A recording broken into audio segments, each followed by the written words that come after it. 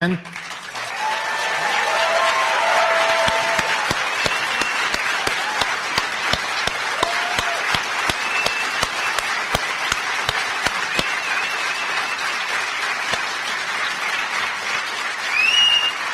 I also would like to introduce Trevor Tim from the Freedom of the Press Foundation, founder of the Freedom of the Press Foundation. He's going to be here.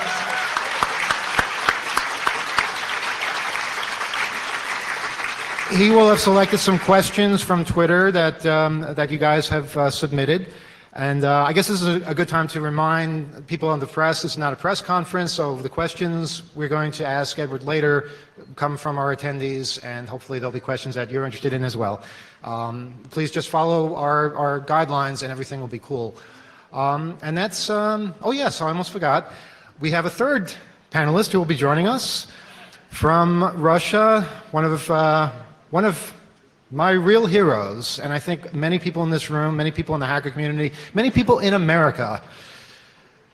Edward Snowden, welcome.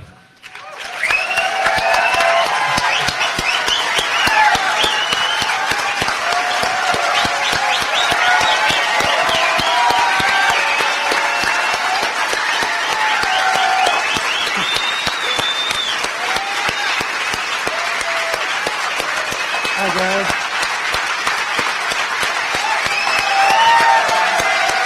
How is it over there? Good to be back in New York.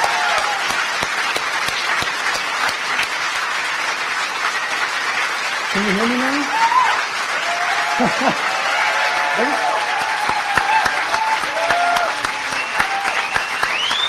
That last part was actually for the FBI. That wasn't for you guys. I'm hoping we can help them pad out the indictment tonight.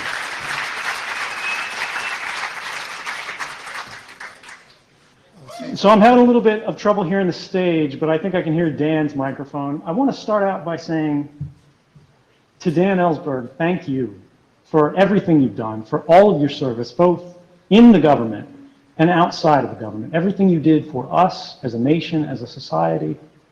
You have given us, you have given so many, so much, and told us the truth about what our government was doing at a time when the truth was very hard to get.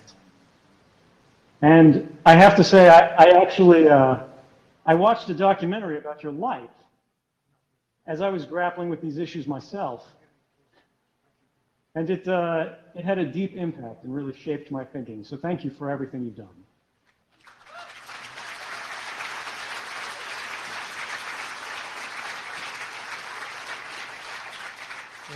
Ed, I see you've shaved since I last saw you. And I have to tell you, you didn't have to do that for this audience. Well, luckily, I've got plenty of black T-shirts, but I do not have the Keith Alexander brand dad jeans.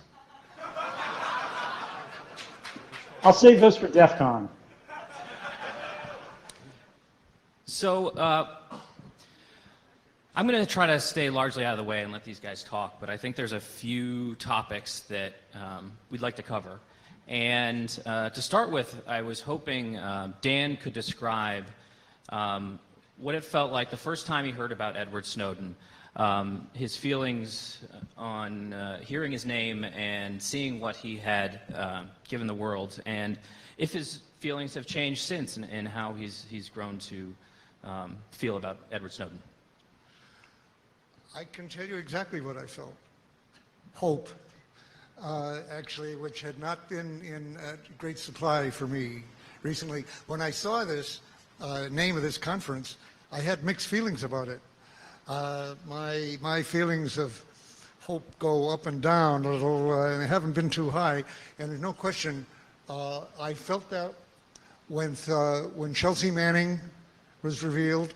I used to ask in a way, how often do you need a Pentagon Papers, which is a massive disclosure that is unequivocal of documents that really shows, one document doesn't do it, as Ed knows. And then they can say, well, we changed that the next day. That was just some particular little department, some low-level person originated that or something.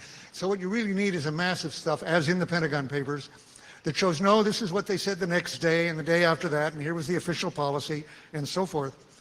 And I waited 40 years to hear that. And so I was pretty much losing hope that there would be anybody inside who was willing to risk his freedom, his life or her life and freedom, to put out what needed to be put out. Because if you put out a lot of stuff, and I want to get into this with you, Ed, it's technically, you have to be something of a specialist to put out a lot of stuff and not be identified. So I was feeling not hopeful that it would come. And then just 3 years after Manning comes Snowden. So there's no question. I thought it is possible.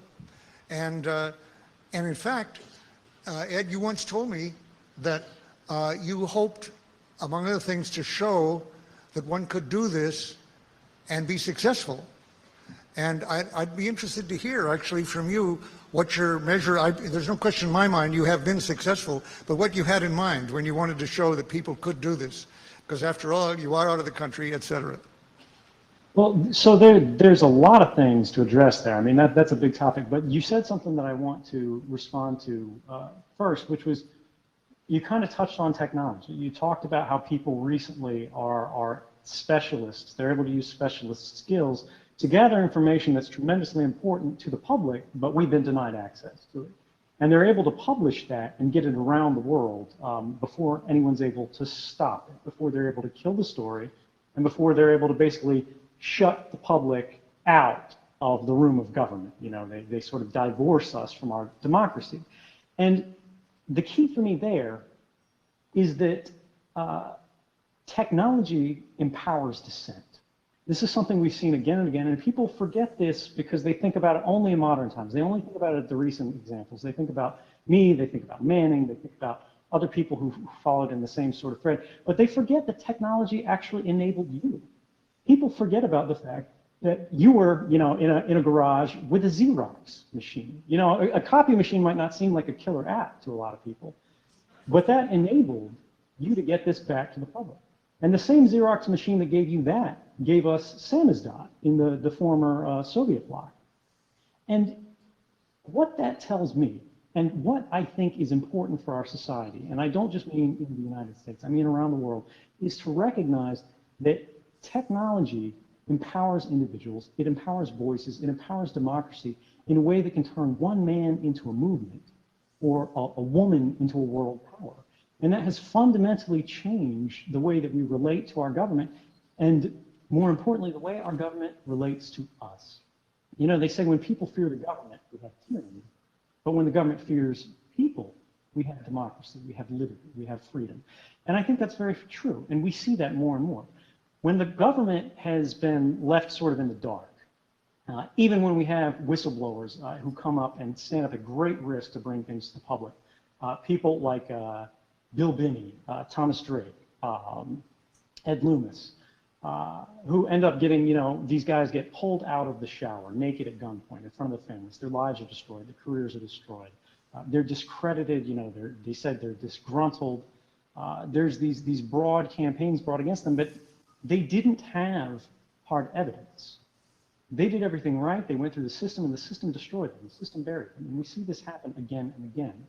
Something very important happened today. A lot of people haven't seen it yet. In the Washington Post, there's an opinion article by a former State Department official who has basically said he's bound by classification. He had to get the article screened by the government to redact any classified information before he could publish it.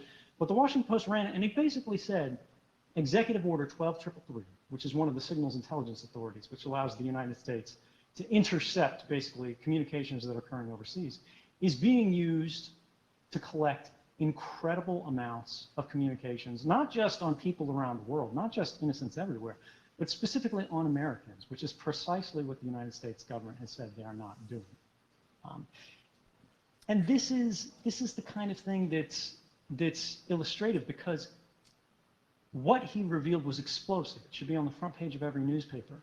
But instead, it's an opinion article on one newspaper because there's not clear, irrefutable evidence that brings the president to the podium, that brings the Congress to, you know, the press, and says, we have to have a national conversation.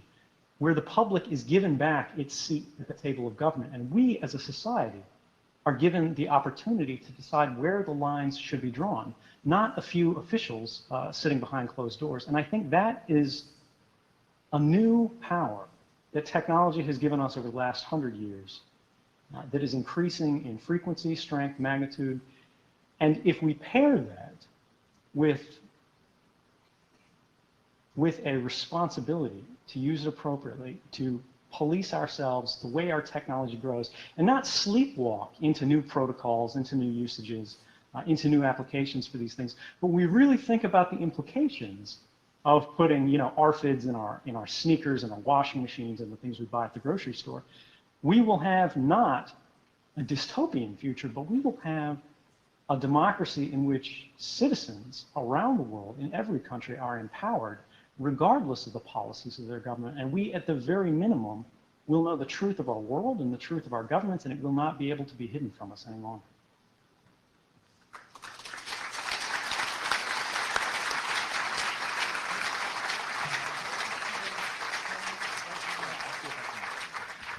So Ed, you mentioned two NSA whistleblowers who came before you, Thomas Drake, who's in the front row here, and Bill Binney, who spoke at the last HOPE 2 years ago.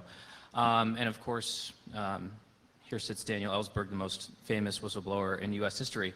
Were you aware of their stories prior to what you did? How familiar were you with the Pentagon Papers and Dan Ellsberg? And did you learn any lessons from them? And are there lessons future whistleblowers can learn from you? Absolutely. I mean, I followed this closely. I think everybody in the intelligence community did.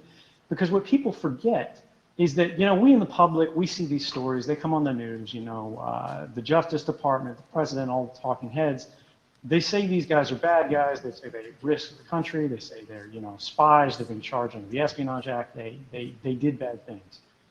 But when you look at what happened, when you look at the bad faith the government used in their case, particularly against Thomas Drake, which eventually collapsed, and they dropped the Espionage Act charges and basically agreed to call it a day. You've got to remember that inside the intelligence community, they're trumpeting these things. They're holding these guys up as examples to say, look, if you say what's going on, if you step out of line, even if you're doing it for the right reasons, even if you're doing it the right way, there will be repercussions. They talk about internal channels and whatnot, but these guys used internal channels. And people like Thomas Drake, they ended up getting indicted. And this is something that I paid very close attention to and I learned a great deal from. And I think it reminds us that, the founding fathers, they didn't fight a revolution to have a right to sort of internal processes. The Supreme Court argued this recently. Some internal secret policy is not democracy, and that's not checks and balances. That's bureaucracy. If we're going to have democracy, if we're going to have an enlightened citizenry, if we're going to be able to actually provide the consent of the governed, we have to know what's going on. We have to know at least the broad outlines of our policies, and we can't have the government shut us out from every action that they're doing. Now, that doesn't mean we need to know the name of every single surveillance target that's out there. We need to know the details of every particular operation against every factory that's there or anywhere.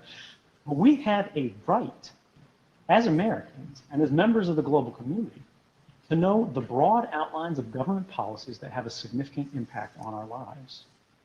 And I think that's something that Tom Drake showed me how to do the right way.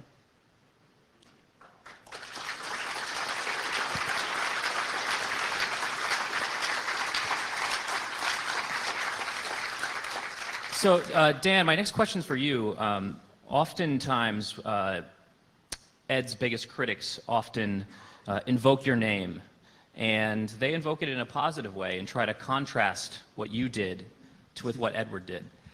Can you talk about that a little bit? How does that make you feel? Do you agree with them? Do you disagree with them? The most recent was actually Secretary of State John Kerry, who said that you were a hero, but Ed was not. And so, can you expand on that a little bit? Yeah. Well, this bullshit in a way started with Barack Obama when somebody actually took the occasion to ask him about Manning. Here in San Francisco, I was going to say here where I come from, in San Francisco, and said, well, didn't Chelsea Manning, then Bradley, do exactly what Ellsberg did? You know, and well, he could have answered that various ways. What he said was, Ellsberg's material was classified in a different manner. Well, that was true in a way. As I mentioned earlier, everything that Manning put out was secret or less, and everything I put out was top secret. That was the difference. And I think the person asking the question didn't pursue that. And of course, in your case, I'll come back to that, but in your case, higher than top secret, you know, the communications intelligence stuff, which I would earlier have said didn't deserve to be put out until you see what it says. And then you see it's evidence of criminality and should not be subject to criminal prosecution for revealing it, even though it is higher than top secret. So since then, that was with Manning, and I found then, that was starting in 2010, that thanks to Manning and now to you, I'm getting more favorable publicity than in 40 years, because suddenly people who were all for putting me in prison for life before now realize that I was really a very good guy. I was the good whistleblower, and so I'm totally, of course, rejected this from the beginning. I didn't want to be a foil for showing up badly to people that I totally admired, you know, and identified with, because there have been lots of leakers, whistleblowers, and I appreciate them all, ones who put out information that should have been known. They're anonymous. I don't know their names on the whole. But the difference here, to me, with Manning and you, was that each showed very clearly, as I had felt 40 years ago, a willingness to put out enough material that was going to really be serious, put us in prison for life. When I read that Manning had said, as I used to say, to Adrian Lamo, the wrong guy to confide in, that he was willing to go to prison for life or even be executed, I said to myself, I have waited 40 years to hear somebody say that. That's the way I felt 40 years ago, and it's taken this long. But so I felt immediately an identification with him. Obviously, in your case, in Manning's case, in my case, we all have different backgrounds. We're different in many ways, but we had the same access, interestingly, you know, comparable, and different kinds of things.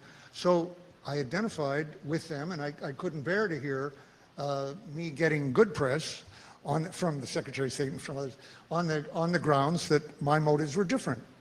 And for example, you mentioned, you know, some of the specifics here.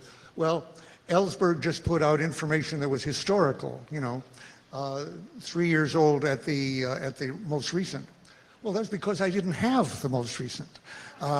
If I had had the current documents, I would not have bothered to put out history. My interest was not in setting the record straight. My interest was in ending an ongoing war, helping to end an ongoing war. And for that, I would much have preferred to put out current documents, which I, at that moment, didn't have access to. Very few people did in the government, even in the White House. It was a big secret what Nixon was really up to, including nuclear threats. And I hoped that my documents would show a pattern that extended into the present. And I failed. Hardly anybody was willing to extrapolate and say, well, Ellsberg has shown that 4 previous presidents lied in the same way, escalated in the same way, made the same kind of secret threats, Truman, Eisenhower, Kennedy, and Johnson, but it ended with those. It ended before Nixon. So I thought maybe they'll figure out that maybe the current president is doing the same. No, it took documents, and I didn't have that. So for years, I've been saying to people, it's got to be with documents, even though that increases their risk. Well, people know that basically, but they weren't willing to take the risk, I'm sorry to say, and couldn't do it anonymously. So then Manning came out with his millions, hundreds of thousands actually, of cables, and then you with documents. And it's like Mordecai Vanunu in Israel with photographs that Israel had a nuclear program and even an H-bomb that they weren't willing to admit. And it took those documents which took the risk.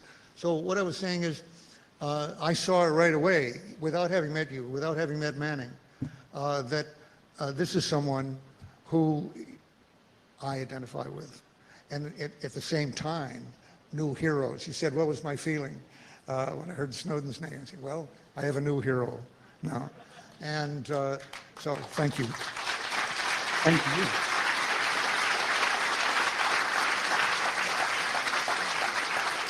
If I could actually follow up on that, I think there's a really important point there that hasn't been real well addressed in the media. And that was, you said you acted, not to reveal a specific illegality, but to end a war, to basically correct failures of policies that were costing lives, that were costing us the future of our country at a critical moment where things could be changed, where we could step back sort of from the brink and enjoy a better society.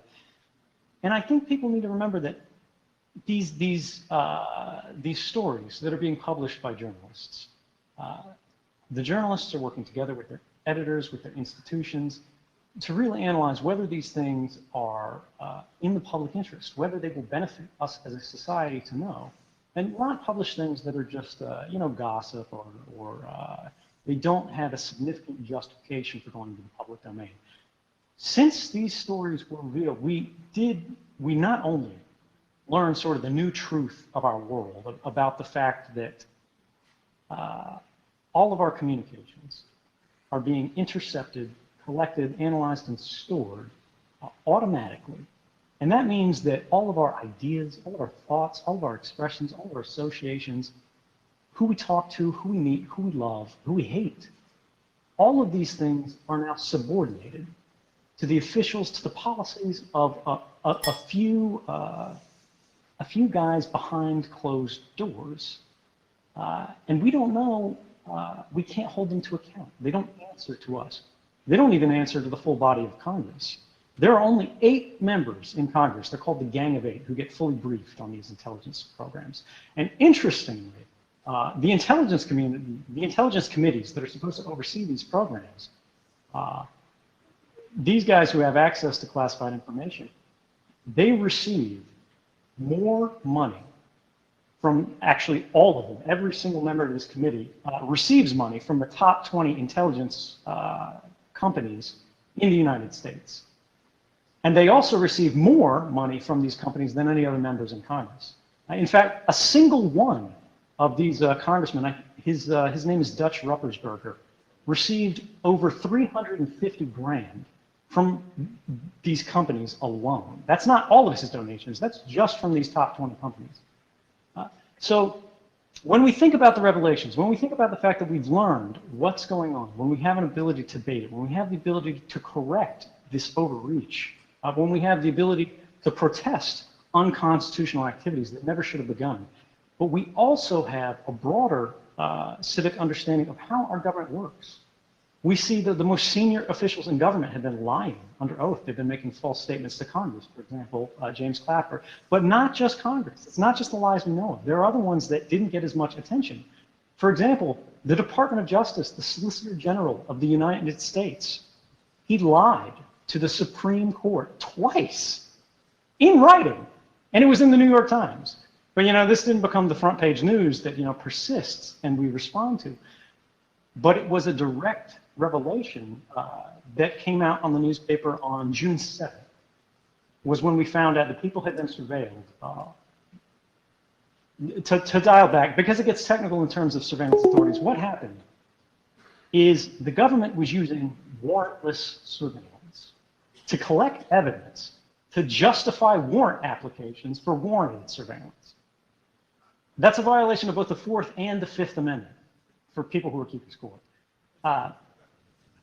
And what's interesting is they didn't report this to the courts and they didn't report this to defendants.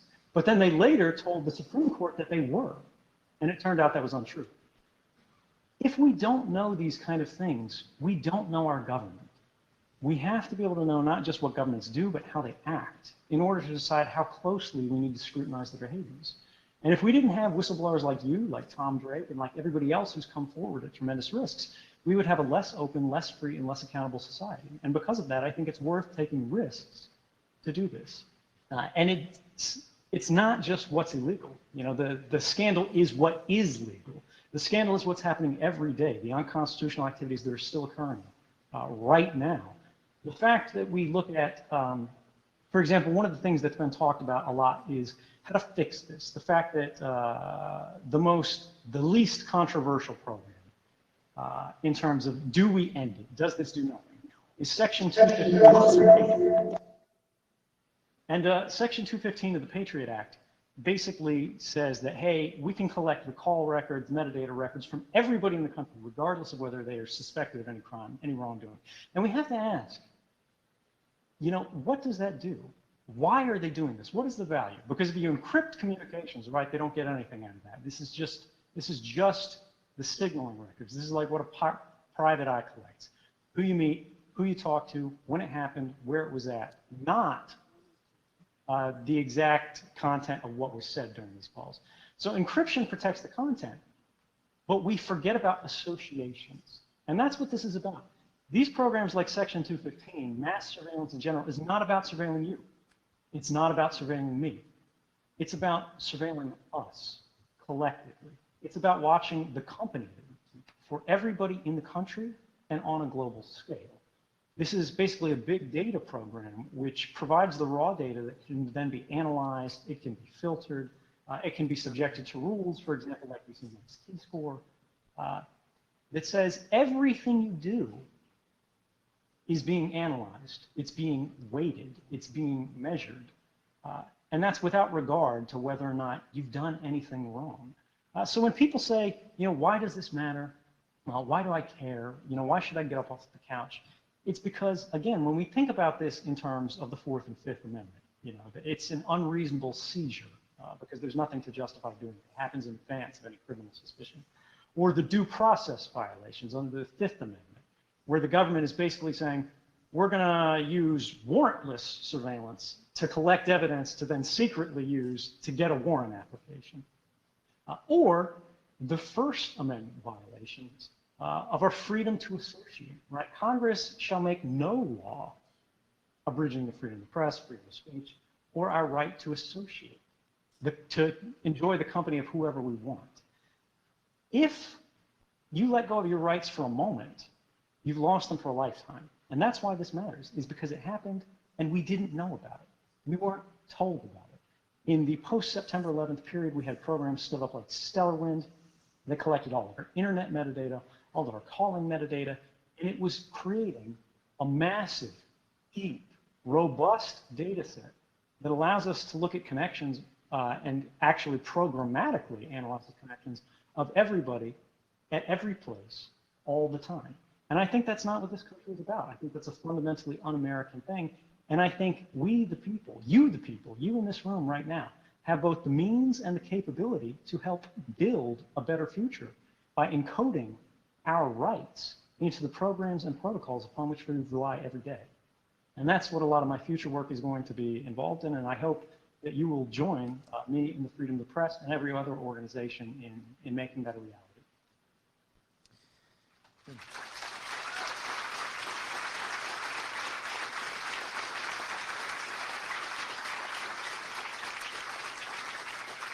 Yeah, so I should mention both Dan Ellsberg and now Ed Snowden are on Freedom of the Press Foundation's board of directors, and we really want to make it our goal to help journalists and sources and everyone connect in a way that can be protected from the government's eyes and essentially protect our right to privacy and freedom of speech. And so I think that brings me to my next question for Ed, and this comes from one of the Ask Snowden questions on Twitter, is what specifically can designers and developers and others working in technology start to do to make things better? And are there specific examples out there that you would like to see people follow? So when I talk about this, it's always difficult because it's entirely dependent on the threat model of the individual who's operating.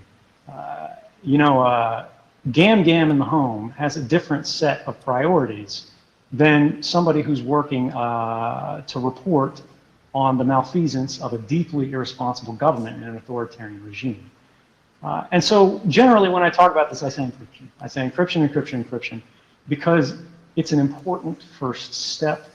that denies the government access to anything more typically than suspicion, which is drawn from association. But when we talk about how we fix this stuff for the future, we've got to realize that association is often the problem. It doesn't end at encryption, it starts at encryption. Because if you don't think about the links, sort of the signals that are happening, when I email you, and the government can't read the content of the communication, but they go, you know, why is an employee of the government who was at work on Thursday at the Central Intelligence Agency or the National Security Agency or the FBI, who works on programs which would be deeply embarrassing to the government, why are they contacting someone at the Freedom of the Press Foundation or the Washington Post or the New York Times? And so we get tools like SecureDrop, which are good because they allow us to use mixed routing networks like Tor to sort of obfuscate our direct network path. But we've got to think about the fact that today, if people are connecting through a phone, that's not super helpful because the phone, for example, sees that you're connecting to Tor. It sees you're a Tor user. A good example of this, really a bad example in terms of OPSEC, is this recent American spy who was discovered in Germany. He was apparently, allegedly in the newspapers, spying for the United States against Germany. He then, I guess, wasn't satisfied with what was going on. So he said, hey, I'm going to shop myself to what I think are the Russians, because he got an email. He was using Gmail, by the way. Great OPSEC there. And he got an email that purported to be the Russian embassy. And they said, hey, you want to sell some documents? He said, oh, yeah, sure. And he sent them 3 classified documents.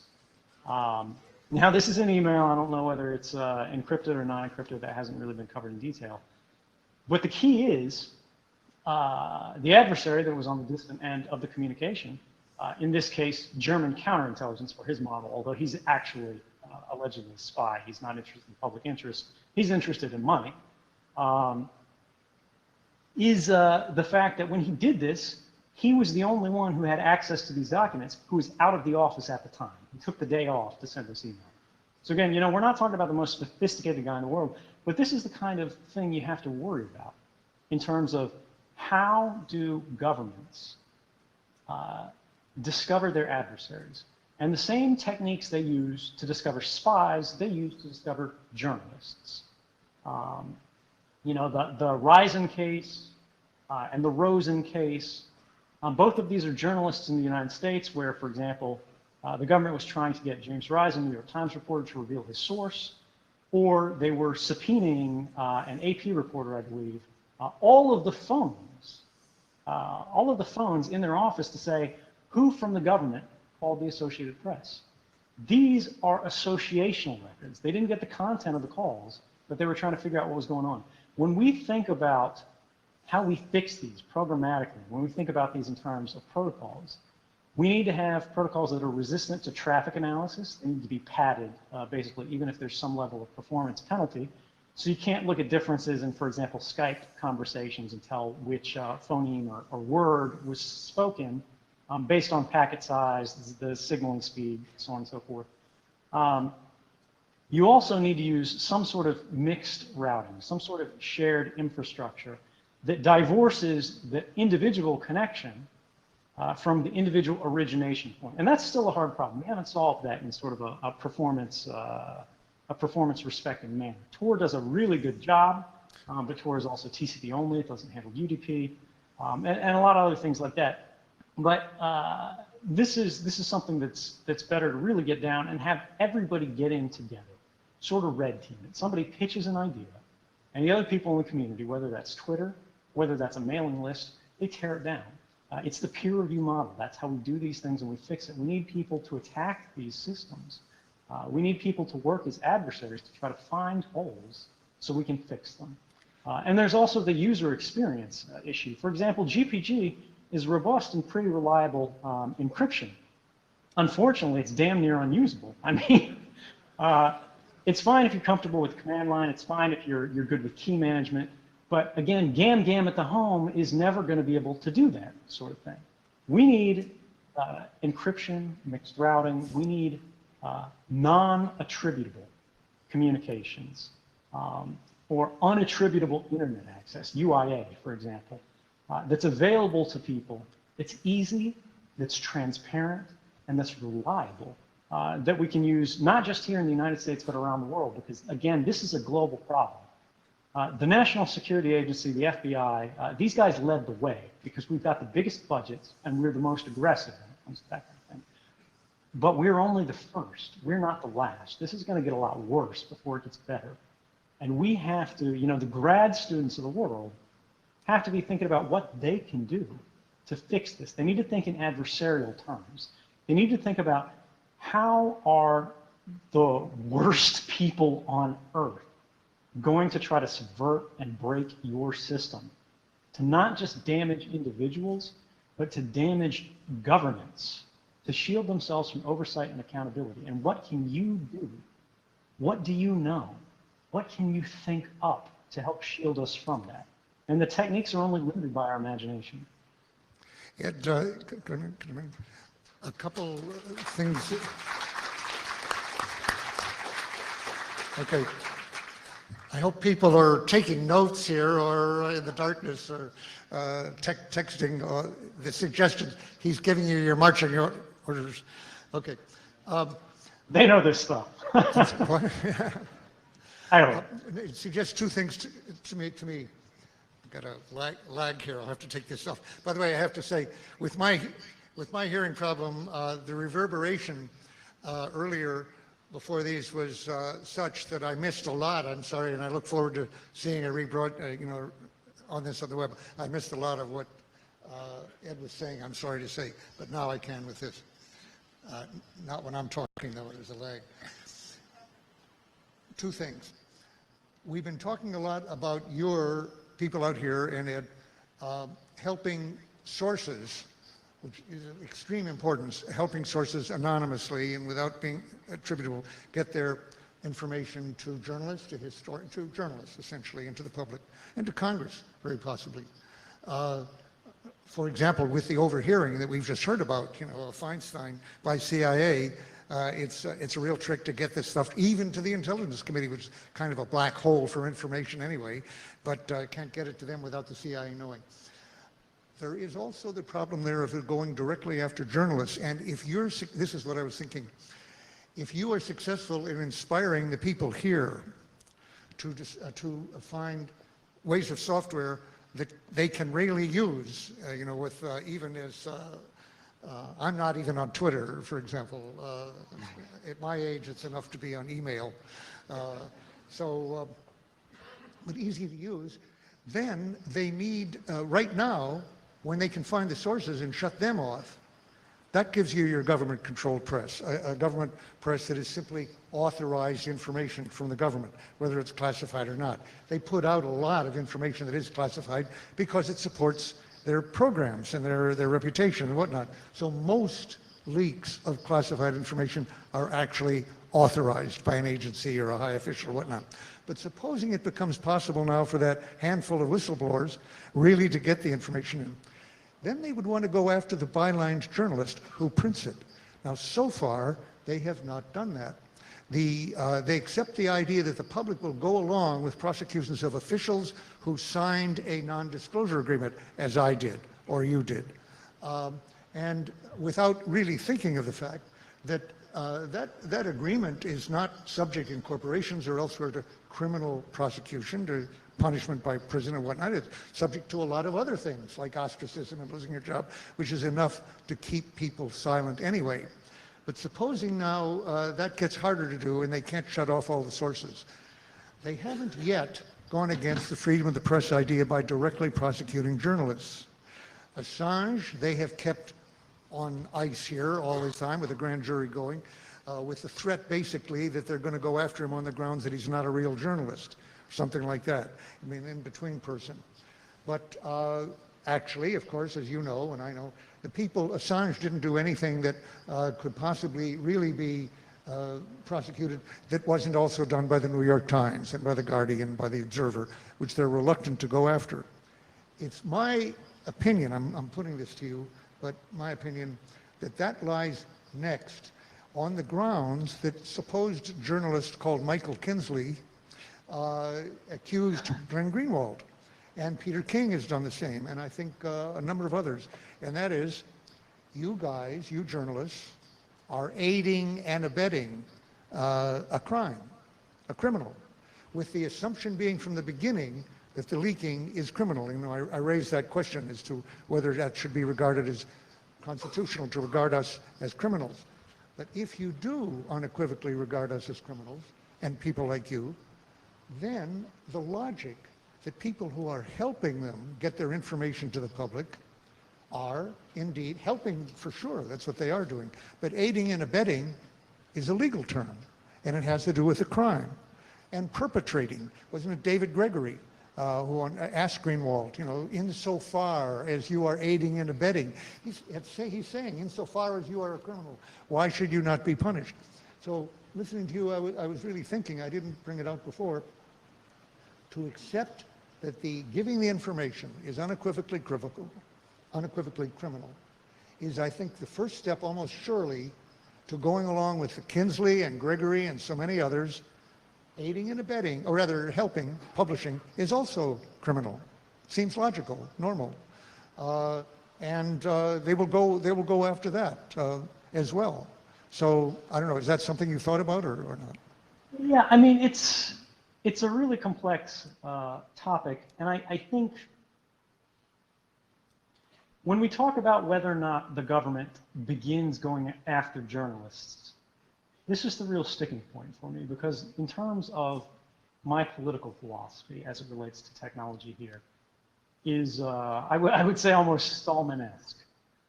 When we think about free software,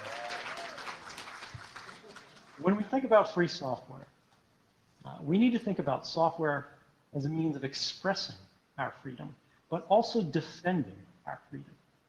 Governments rely on the same technologies we do. They adopt the same standards, they use the same products.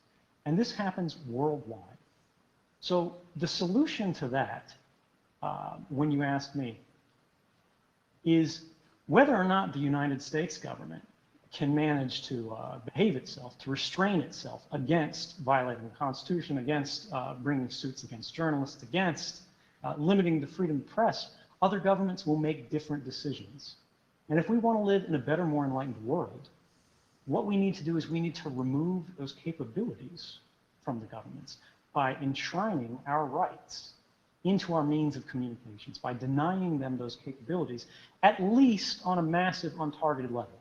Because, you know, you can't pitch a 0 day at every mobile phone, at every computer that's out there, or it's going to get caught. It's going to get caught by a researcher, and it's going to end up on, you know, The Verge, Ars Technica, or any one of these other sites. And there's going to be a post-mortem of their malware, and it's going to be reused and repurposed. They're going to find it out, and they're going to trace back to you.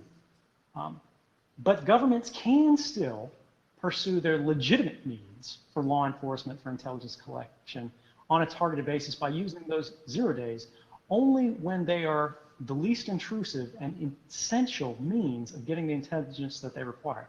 But it sort of shuts them out of doing this on a broad social level where they target every journalist that's out there, you know, every news agency. And this is the way I think in the future we need to focus more and more toward how we do this. And when you talk about journalists like David Gregory, like Michael Kinsley, for the audience, if you hadn't followed that story, Michael Kinsley argued basically that it was not the place of journalists to decide what the public should and should not know. His infamous quote was, "That decision as to what we, the public, should know must ultimately be made by the government." Some people can't be helped. But it's, the key there is that they are representing class interests, and we need to recognize them as a class, right? These journalists who are basically reflexively going to protect policies that are working against the public interest should not be trusted to inform us, right? We need to mark their names and remember what they're writing about. It's helpful that we get all these different views and, you know, they participate in the debate, they help inform us because we need that marketplace of ideas. But at the same time, when it's being done to actually limit debate, when they're saying these people shouldn't be able to make these points, these people shouldn't be able to publish these stories, this news should have never been news, we need to watch out for that because that's not ever going to benefit the public. That's making society, that's making government, that's making institutions necessarily less accountable.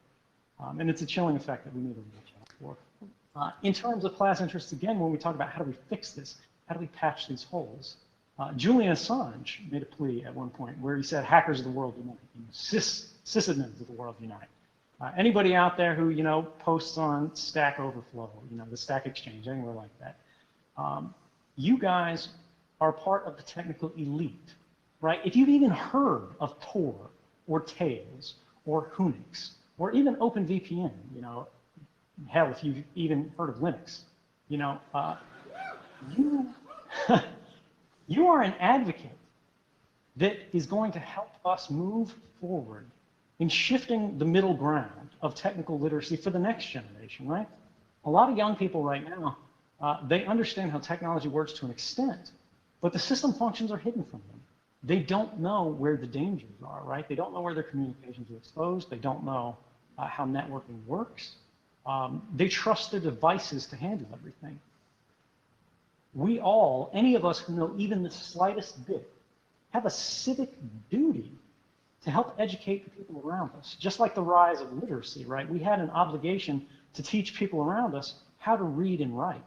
We have to teach people in our society how to interact with society, with technology, safely, reliably, and in a way that serves the interests of all of us, not just a select few. We don't want a high priesthood of technology, no matter how good that is for us, because it's bad for the world. And I think,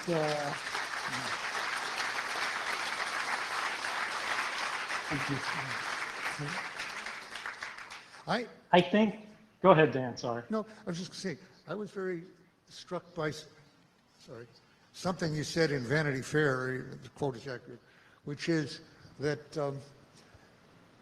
every one of us, I was very struck with every one of us, and I believe this is absolutely true, has known things that were wrong, saw things, has seen things that were wrong, that should be known, that should be exposed, and as you put it, we have turned our eyes away because we were intimidated. And I happened, and you were speaking of yourself, speaking of myself, and come back to that, but I believe that's true of every human on earth, that there are times when they bite their tongues, they keep their mouths shut because to reveal it would lose a relationship, or in very private matters, or a job, or a career, whatever, and they've kept it shut. And then you said,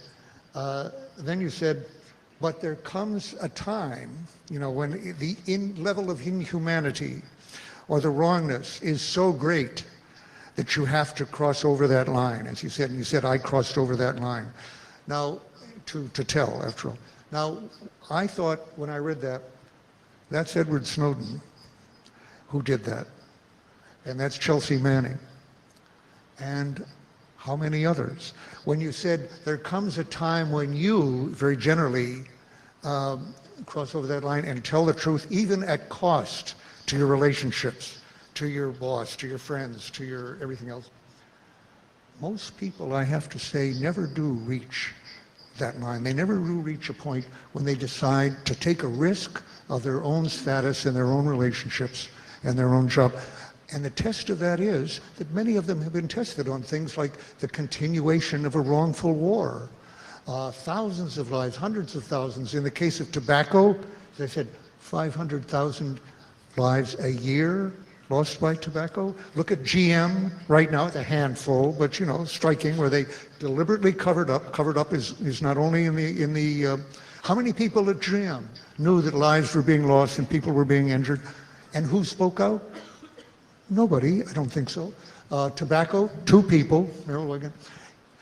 One thing that I hope from you, Ed, from your example, is that more people will be inspired to take even significant risks. In other words, we're talking, you and I and the whole group here, about lowering the risks for people. And that's undoubtedly essential. But in the end, there will always be a risk, as you say, endpoint problems and so forth. And the willingness to take that risk for civilians is very rare. It was, as you may know, it was Bismarck, of all people, who said, civil courage, he almost invented that phrase, civil courage, is very, he only said courage on the battlefield is very common in our country, our Prussian country, at that point. He says, but civil courage is another matter. It's very rare. This willingness to risk. Now, as I said before Manning and before you, I have to say I'd almost given up on it. And you're showing an example now. Manning didn't get he got a lot of attention, but he didn't get the effect in this country, except, as I've said earlier, for getting our troops home from Iraq, that you did. And why? Because I think in Manning's case, he was showing what we were doing to other people in the third world, foreigners, others, not us. And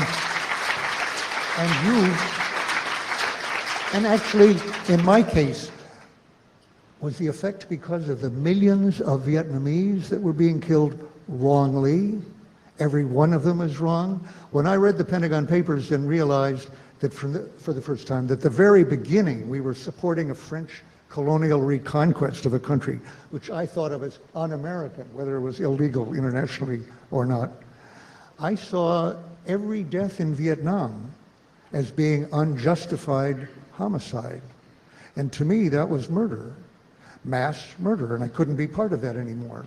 So I changed. Well, the American people didn't respond, I'm sorry to say, on the whole, except for people in audiences like this, to the mass murder, but there were 58,000 Americans in the process of dying then, see? And in your case, again, it wasn't so much directly dying, but what was being done to us, and people are objecting to that. So I think we have to have a different standard, and you show the possibility of it. Your colleagues in NSA, as you've said, agreed with you, many of them. This is wrong, it shouldn't be happening, but I have a mortgage, I have a marriage, I have, this and that, children to go to college, and that was enough. Even though we're talking about this massive, intrusion, which is a new world, basically, that people need to know about. So it shouldn't be only you. I would hope that some of your colleagues who I would suspect, let me give you a little piece of experience from my experience. If you were in a room with your former colleagues now, I would expect them to leave that room. And they would not be in touch with you. If you can tell me that a former colleague from NSA has in any way communicated with you to say you did the right thing, or in any way, I would guess there was zero on that. That was my experience at the Rand Corporation. You lose every friend you have who has a clearance. That's all your friends. So, but you're not made of sugar, as you've shown. You can deal with that. I saw you say yesterday, wasn't it in the paper? If I'm in chains in Guantanamo, I can live with that. Well, that didn't surprise me, Ed. That's the person I find you to be. That was not a surprise to me. It's a pretty unusual statement, after all, isn't it? Well, let's make it a little less unusual. You went in the special forces, tried to get, and had your legs broken, so forth, didn't go with it. I used my Marine training in Vietnam as a civilian. I had been a Marine company commander in peacetime. And so I used that training in Vietnam. So I saw combat. I walked with troops in combat. There you see courage, physical courage, every minute, every day. People say, doing the job or trying to save their comrades. That kind of courage is marvelous. As a Marine once said at Tarawa, uncommon courage was a common virtue. Okay, right. When you're doing it for the boss, for the commander-in-chief, with the applause of your country, even if you don't get the applause, most of it is anonymous, but they would approve you if they knew of it, what they were doing, and they would hold you accountable if you didn't do it.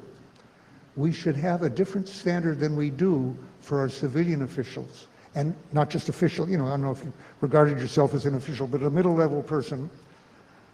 It shouldn't be simply that you are the extraordinary hero that we thank. It should be that we should ask the question of those other people. What made you think you could keep this secret that long? Keep it totally, keep your mouths. A lot of blood has flowed because people bit their tongues and swallowed their whistles and didn't speak out. And it's time, I think, that we not prosecute them, but tell them that is not the way to preserve a democracy. You are not fulfilling your oath. And I'll just end by saying, people ask, as I used to be, is he patriot or traitor? That's the headline in all these things. Edward Snowden, patriot, traitor. That drives me nuts, the very thought, that people could regard you as a traitor. The ignorance of the media and the Congress people and the interviewers who raise that question offends me as an American, that they think that it can be traitorous to tell the truth to your fellow countrymen. But it's terrible.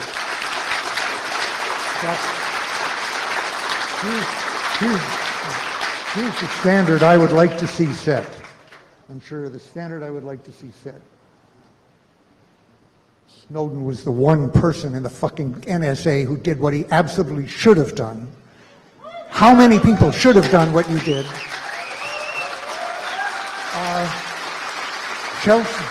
Chelsea Manning.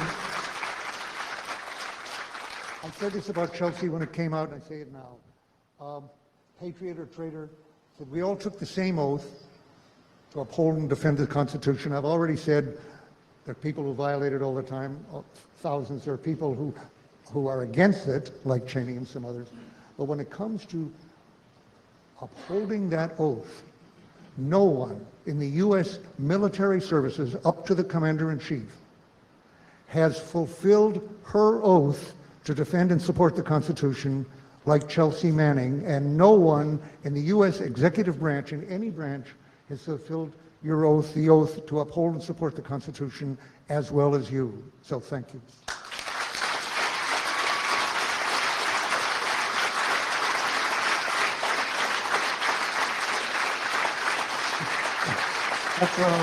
That's high praise.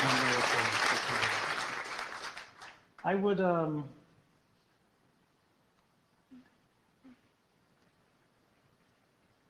I'm still politically very moderate. You know, I think it's funny, the very first time I met Glenn Greenwald, sort of the lead journalist that I talked to in Hong Kong, he called me a radical. And that was a surprise to me because that was the first time I had ever been called a radical. But he didn't mean it in a bad way. He called you what? Say it again. A radical. A political. Radical action. Radical action. Right. But the key is, I think there are so many people throughout the government, throughout the country, who are trying to do the right thing. But as you said, there is this burden, this compulsion, this operational inertia, where they feel, you know, we talked about this in the office, people who saw this was wrong, who agreed this was wrong, who were disturbed by it, and who felt we needed to do something. But at the same time, we all have families. We all have mortgages. We all have lives. We all have things we want to do, things we want to enjoy. As you did. You did too. Right, right. I mean, I loved Hawaii. Everybody, you know, I don't have to say I love my family. But you put those things at risk. And I knew the highest possibility of when I walked out of the office in Hawaii on the last day was that I would never make it out of the airport. But I accepted that because I knew that, as you said earlier, we all have a limit to the level of incivility, of inhumanity we can see and do nothing about. And when you cross that line, you have to do something. But at the same time, we can't judge people too harshly for human nature. If people have a different analysis, a different weighting of the risk, at least for me, what's important for us is not to condemn them, but to enable them, to empower them. I don't want to take a negative stance of judging them and saying, you didn't do what you were supposed to do. You didn't do what you swore you would do. Even if that is the case, I think of it from an engineer's perspective and go, how can we fix it? How can the people in this room reduce the costs to action? How can the people in this room, how can the people around the world, how can anybody who's seen what's happened in the last year, what thoughts do you have about how we can make sure we get the truth of what our governments are doing? That we have a seat at the table of government, regardless of how authoritarian our government, regardless of what their response would be, because when they do something wrong, we will know about it. And they won't know who told the world about it. And critically, this is the thing. This is not about anarchy. This is not about, you know, wiping out government. This is about saying when governments realize that when they do unlawful things, when they do unconstitutional things, or when they do things that are entirely legal but comprehensively immoral, we will find out about it. That will change the world. That will change the way we live. Because the problem today is when you bring, a case when the system we have today is secret agencies operating under secret policies, secret interpretations of laws, overseen by secret courts, rubber stamp courts, who in 35 years have said no only 13 times out of 35,000. When that's the way it goes, and they're overseen by these congressmen who are getting their pockets stuffed full of dollars by these intelligence contracting companies, what the government has done, when we look at this, any one of those steps in isolation, the fact that it takes 10 years to get this heard in an open court, at the Supreme Court instead of a secret court, when we look at what that is in isolation, any step, it might look like, clever lawyering by the government. But when we look at it comprehensively, what it is the government has developed an exploit chain that provides basically the root password to our Constitution. They've escaped the sandbox of our democracy, and they're basically using it to change our Bill of Rights without us seeing it. And when we go, what does the Bill of Rights say? The rootkit is telling us, oh, well, the Fourth Amendment's still there. But in reality, it's gone. Something completely different is happening behind the scenes. And we can't allow that. And the only way we can stop that from being sort of a retrospective action where we go back and investigate and try to figure out who did something wrong, who we should hold to account, is we have to make sure we stop it before it happens. And the only way that's going to happen is if we have transparency and we have accountability for the senior officials who fucked up in the first place.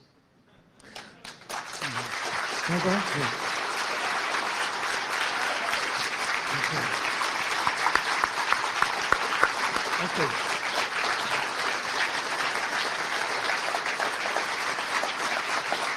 Thank you.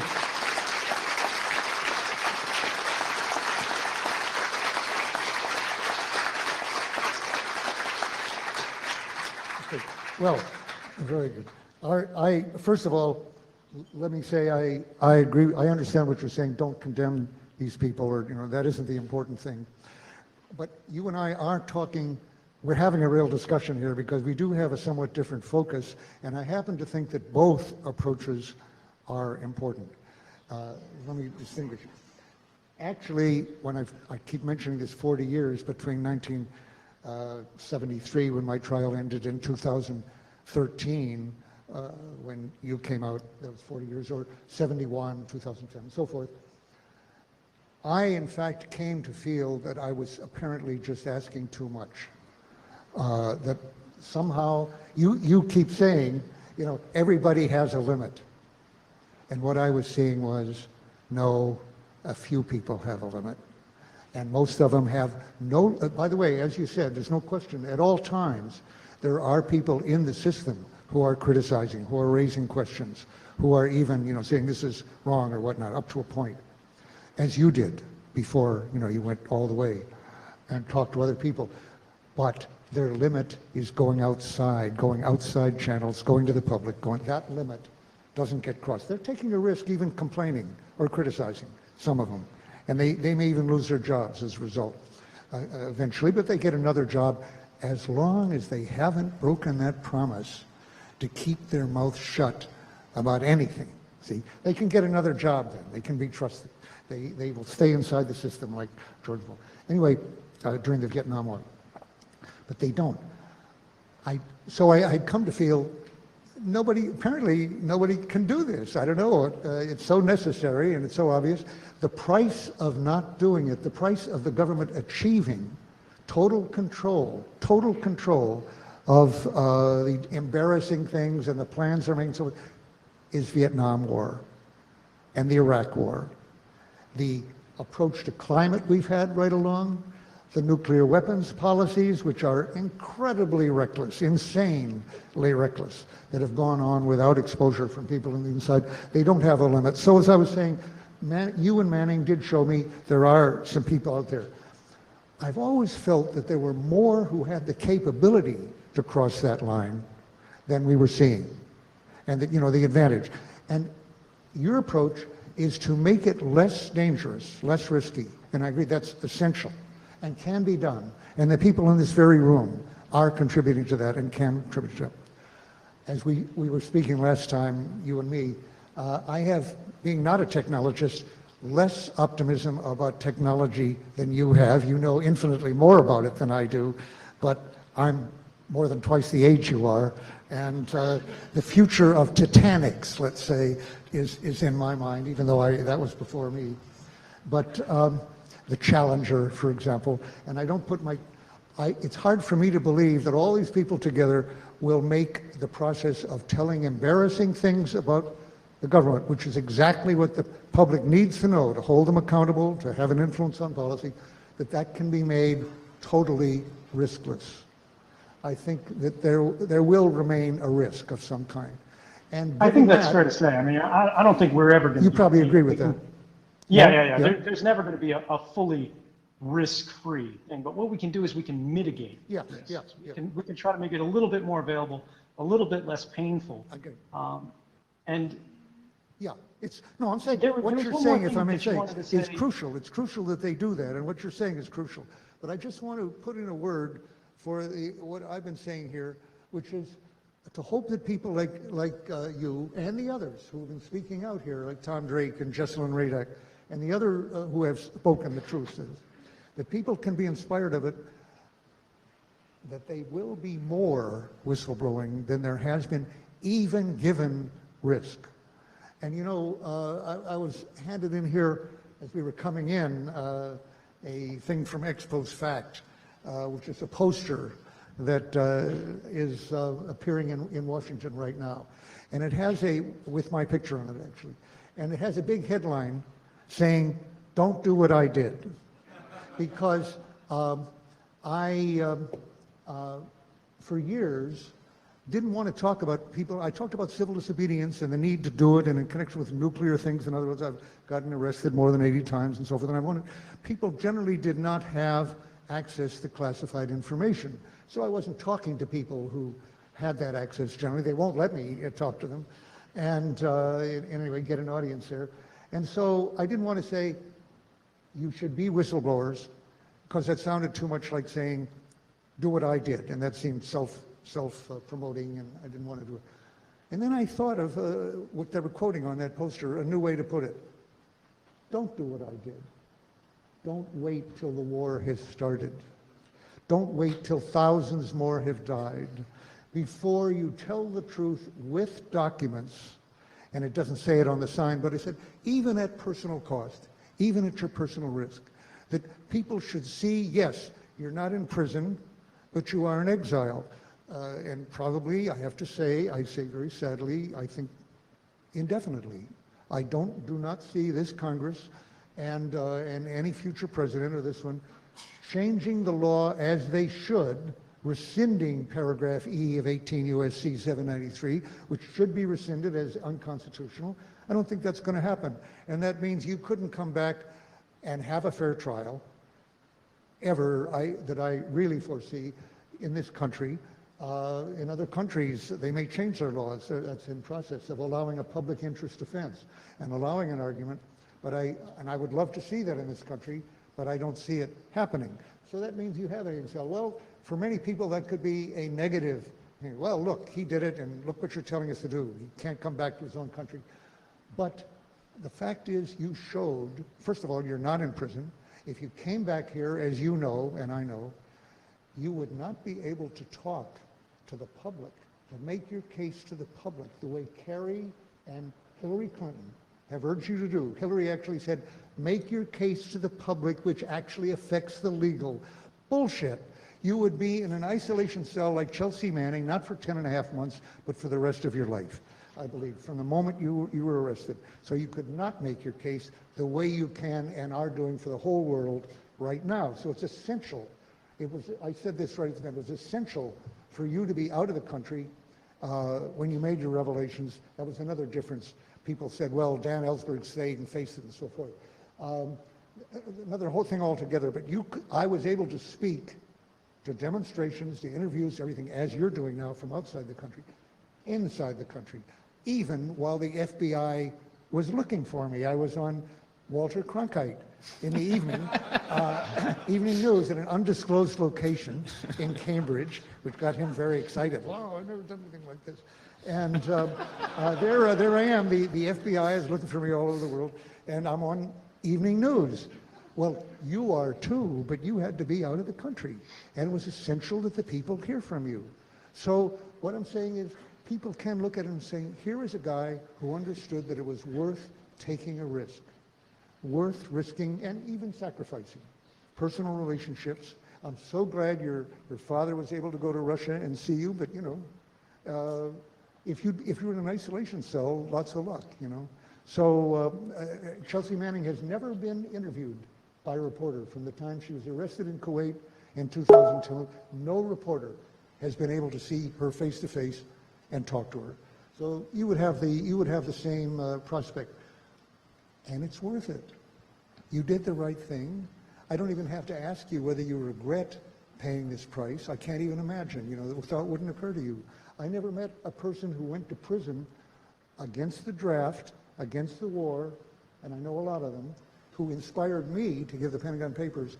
I don't know one who ever told me they regretted the 2-3 years in prison that they spent. So that's an example that has to be seen, and yes, lower the risks, but also get the message out. It's worth taking the risk. A war's worth of lives may be at stake, and our democracy, in your case, is at stake. Thank you.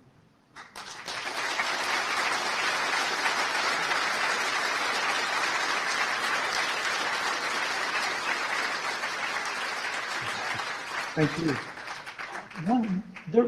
There are a couple things I could say on that, just real quickly, because I think we're running down on time. But We got an extra 20 minutes, so okay. keep talking. We can go till we can go till 5 of. Okay.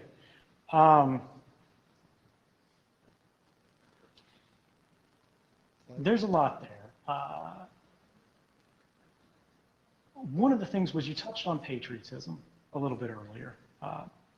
And I think everybody in this room would agree. You know, most of the time people who attend hacker conferences have already learned this lesson in life. But being a patriot doesn't mean, you know, obedience to authority. Putting aside your obligations to your people, to your country, for the benefit of your government is the opposite of patriotism. Oaths to authority are one of the most dangerous and corrosive things that a person can agree to in any society, in any culture around the world. What we require, what we should encourage, are oaths to values, right? Like our Constitution. If they didn't want us to stand up for our Constitution and say, you guys, this is the most ridiculous shit I've ever seen. You know, you're spying on everybody in the country and everybody in the world, and you're not even bothering to get a court order for it, a real court order instead of your secret court order. You're not doing anybody any favors, you know. And if they expect us to do that, if they expect us to stay silent in the face of extraordinary, massive, widespread violations of the Constitution, they shouldn't ask us to take the oath in the first place, you know, because they're not serious about it.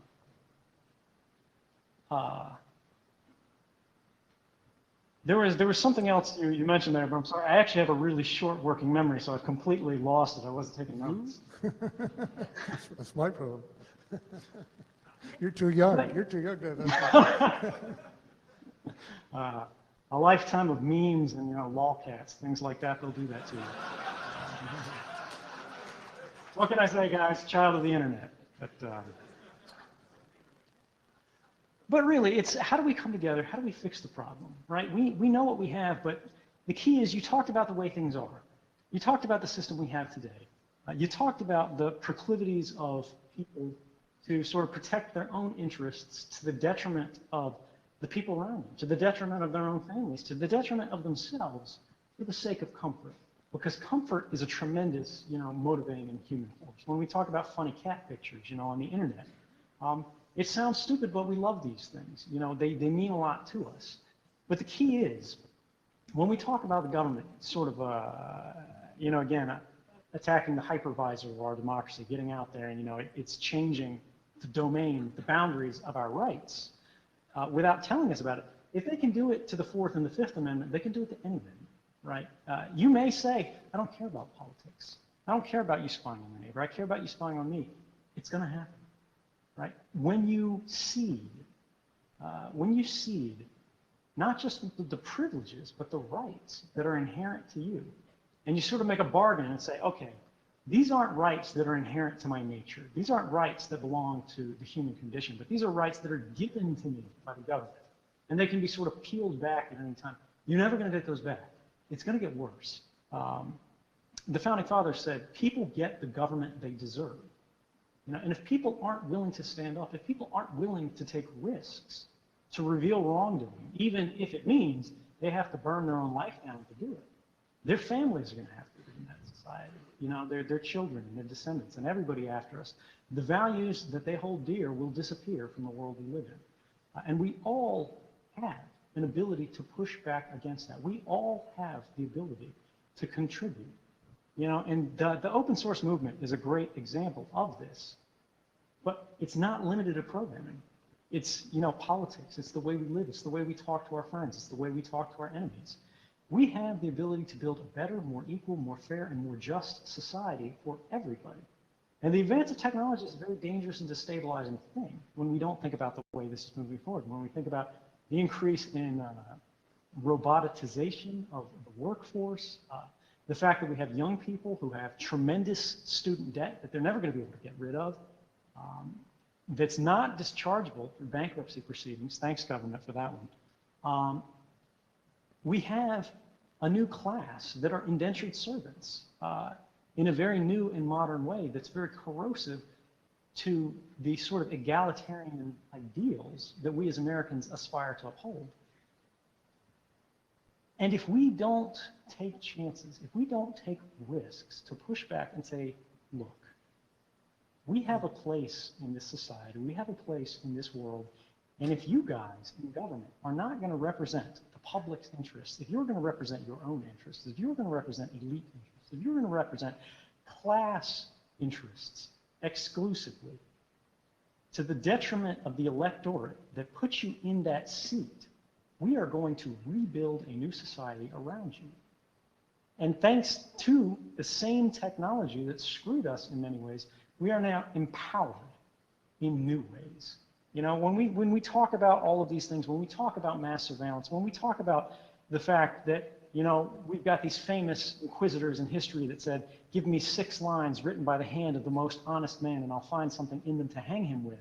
You know, we're not talking about inquisitions from medieval times. We're talking about Keith Alexander, you know, and it's up to us to change that because we can revoke that permission from them.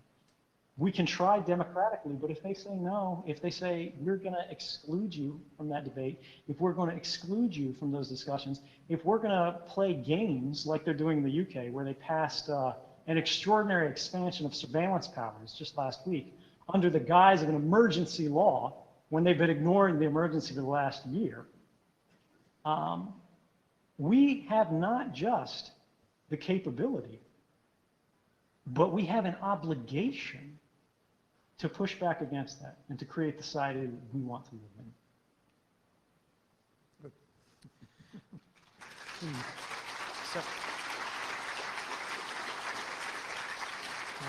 So we only have about questions. What? So we only have about 2 minutes left. Do each of you want to take a minute to address each other or address the audience? I'll address you. We really do agree fundamentally here because you talk about risks and you talk about bypassing the people who don't take risks in the government, building a new technology. I just want to say that too will take risk. In other words, people, as we know from Aaron Schwartz, as we know from the others who've gone down here basically, Jeremy Hammond and the others, and Tom Drake who tried to do this, and William Binney, Kurt Wiebe, and so on, who tried within channels to do all this. There is risk, even if you don't get prosecuted.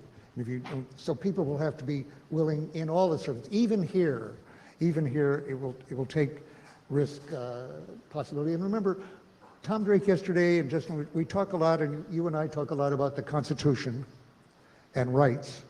But you know, that's not, in the end, that's not the beginning and end of the problem here. After all, the Constitution authorized slavery for a long time. The Fugitive Slave Act was upheld by the Supreme Court, and the people who violated that at great risk were doing the right thing. When Rosa Parks refused to get up from her seat, she was violating, in Montgomery, Alabama, she was violating a law that had been upheld by the Alabama Supreme Court, if that's not an oxymoron of some kind. But the fact was, it was civil disobedience, and it was necessary.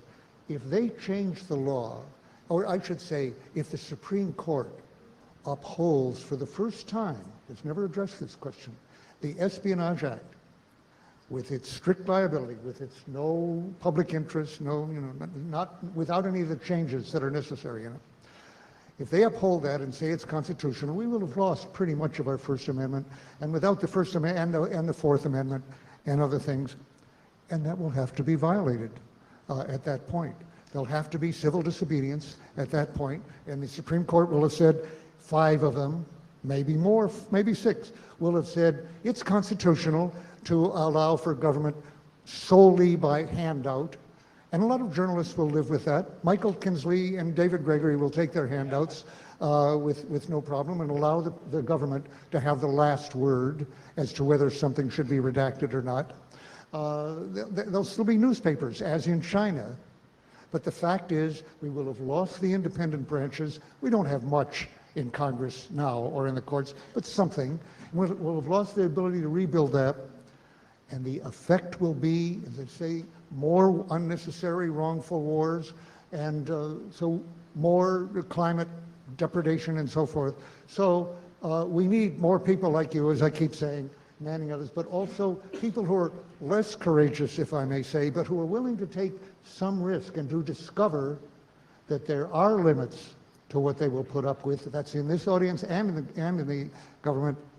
And they will quickly find, if they ask that question, that there are limits, and I should be willing to take a risk. They'll discover what I discovered in 1969. The government has gone beyond those limits for me, and they have to be exposed. And with that, I think we'll leave it there. Won't be hard to find the limit if you start asking yourself whether there is a limit and whether you should go across it. Ed, do you have any closing thoughts? Ed. Just real quickly, look around everybody who's in this room, right? And recognize that we've got a broad cross-section of people who are thinking about these issues, working on these issues, and affected by these issues. There are people from the NSA in this room right now. You know, they pay for travel costs to go to conferences and everything like that. And then the people who go, they write up little reports and they share it with everybody else. They go to different tracks, so they make sure they see all the fun talks. But the key is, even for you guys who work for the NSA, who are in the room, I'm not telling you what to do. I'm not telling you what to believe in, you know, and it's okay if you hate me. It's okay if you disagree with me.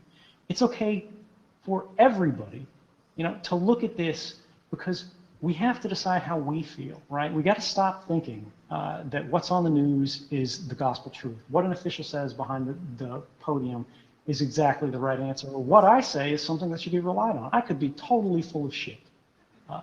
You've got to figure out what you believe in and stand for it. You have to stand for it, you know? And whether I'm a good guy, whether I'm a bad guy, whether I'm a hero, whether I'm a traitor, none of that matters. Criticize me, hate me, but think about what matters in the issues, right? Think about the world you want to live in, and then be a part of building that. If I could ask you to do one thing, that would be it. Thank you to everybody here. And thank you, Van Ellsberg, for everything you've done. Thank you. Amen.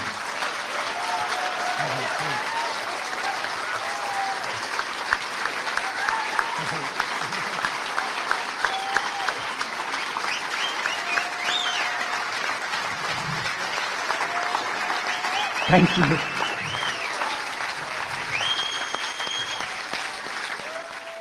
I can hear the whistles really well.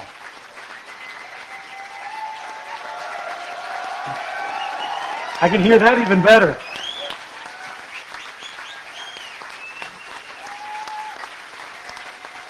Thank you all.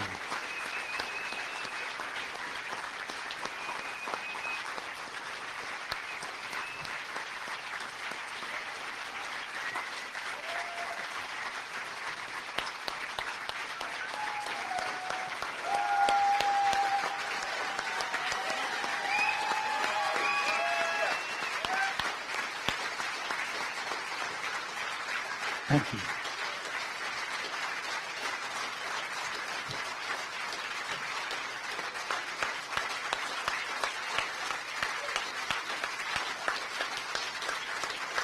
I really don't know what this meant.